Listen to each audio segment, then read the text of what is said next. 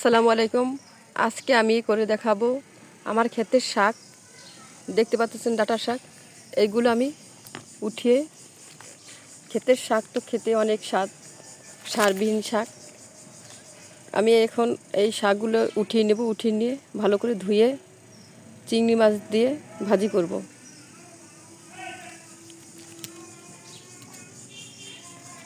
এই দেখেন, ভালো করে দেখাইতেছি আমার ক্ষেতটা। আমি নিজে ক্ষেত করেছি।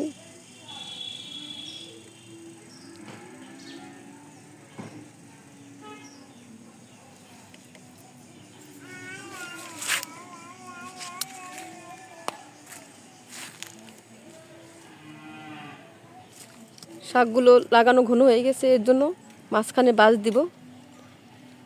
শাকগুলো উঠাবো কিছু কিছু, উঠে পাতলা করে দিব। সেই শাকগুলোই আমি ভাজি করব। দেখেন আমার শাক তোলা হয়ে গেছে। শাকের আমি গুঁড়া কেটে নিয়েছি, ছোটো ছোটো শাক তো। এখন আমি শাকগুলো পানির ভিতরে ভিজিয়ে রেখেছি।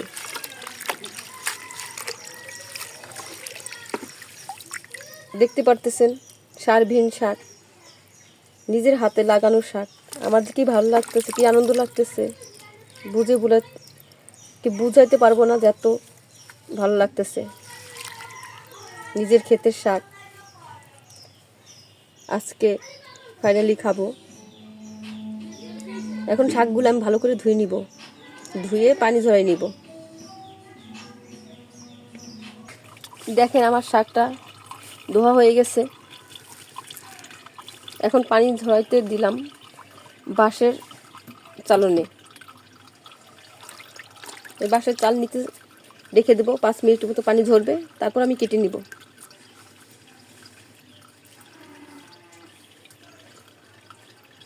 আমার শাকগুলো পানি ঝরানো হয়ে গেছে। এখন আমি শাকগুলো কেটে নিব। দেখেন আমার শাকগুলো কাটা হয়ে গেছে। অনেক জালি শাক, এর জন্য আমি মাঝখানে একটু একটু কেটেছি। এটা জালের চুলার আগুনে এটা এমনিতেই গলে যাবে,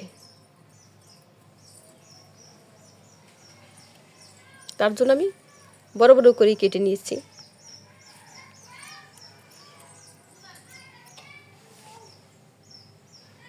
এখন আমি এটা রেখে দিব। মরিচ পেঁয়াজ কেটে নিব, আর চিংড়ি মাছটা ধুয়ে নেব, বেছে নিব ধুয়ে। বড় ধরনের একটা রসুন দিয়ে দিয়েছি, বাদামি কালার হয়ে আসছে তেলের ভিতর।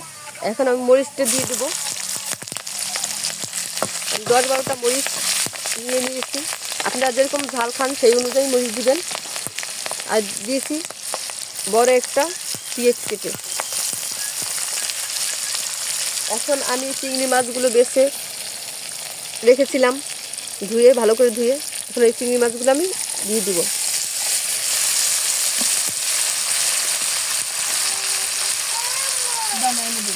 এখন দিয়ে দেব সামান্য একটু হলুদ। এখন আমার মাছটা হালকা ভাজা হয়ে গেছে, এর ভিতরে আমি এখন লবণ দিয়ে দেব। 1 টেবিল চামচের মতো লবণ দিয়ে দিয়েছি।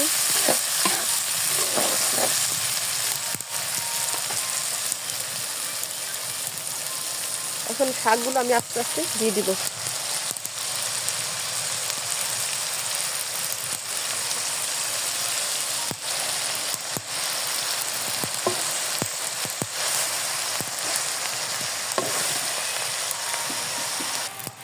শাকটা আমি উপর নিচ করে দিয়েছি। এখন আমি ঢাকনা দিয়ে ঢেকে দেব 2 মিনিটের জন্য।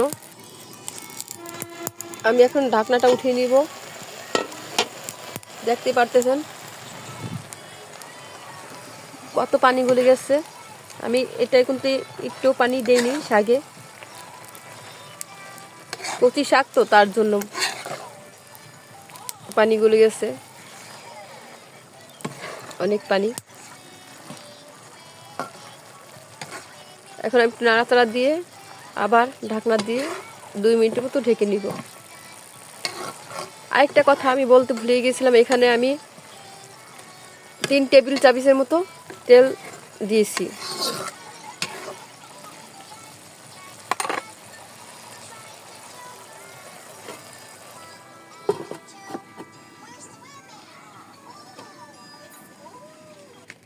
দেখেন আমার ভাজিটা হয়ে গেছে, এখন নামিয়ে নিয়েছি।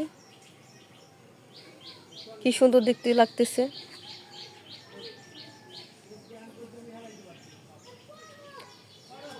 আজকে এই পর্যন্ত, আবার নতুন কোনো ভিডিও নিয়ে আপনাদের সামনে উপস্থিত হব। আমার চ্যানেলটা একটু সাবস্ক্রাইব করুন, আপনাদের অনুরোধ আপনাদের কাছে।